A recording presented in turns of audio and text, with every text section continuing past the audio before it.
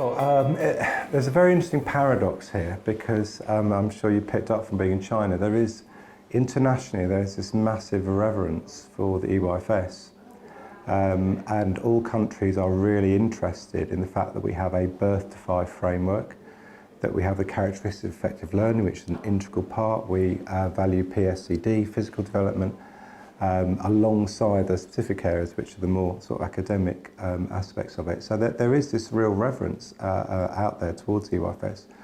And that sometimes can be quite strange because coming back to England, you know, the kind of pressure it's under and the perception of it is very, very different.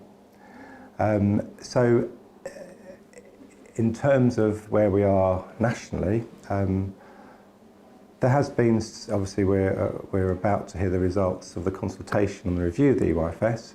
I think there's been some interesting discussion about whether a review is worthwhile or not. With some very distinguished voices saying, well, no, they didn't think it was, and I totally respect that. However, my opinion is we should always be reflecting on what we do and to make it the best it can be. And actually, certainly having an early learning goal around self-regulation specifically, I think is a very positive step forward. I mean, we wait to see the results of the consultation. So we are in that position.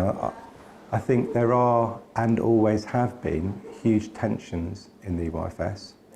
And we are dealing certainly with a professional workforce which feels like it's under siege, feels like it's under constant pressure, feels like we are constantly being stretched and pulled in different ways.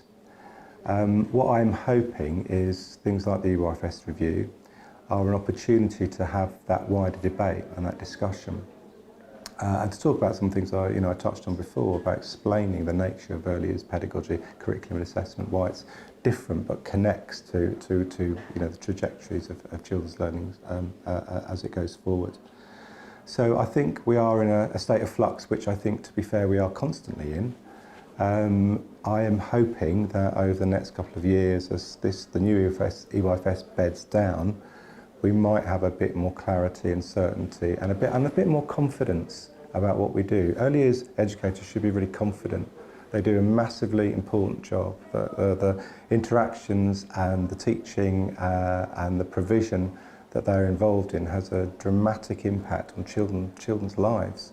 You know, we have early years educators have 1,000 interactions a day. Each of those interactions changes the brain architecture of a child, and we should be really aware of that and understand that what we do in early years lays those strong foundations for what happens later. We will always live in this state of flux and tension. I think that's, I've been in this as an early years specialist for many years now, and there's never been a time when it's been calm. So I'm accepting that that's part of it, and I think we have to feel that and be confident and responsive and dynamic enough to kind of work with it.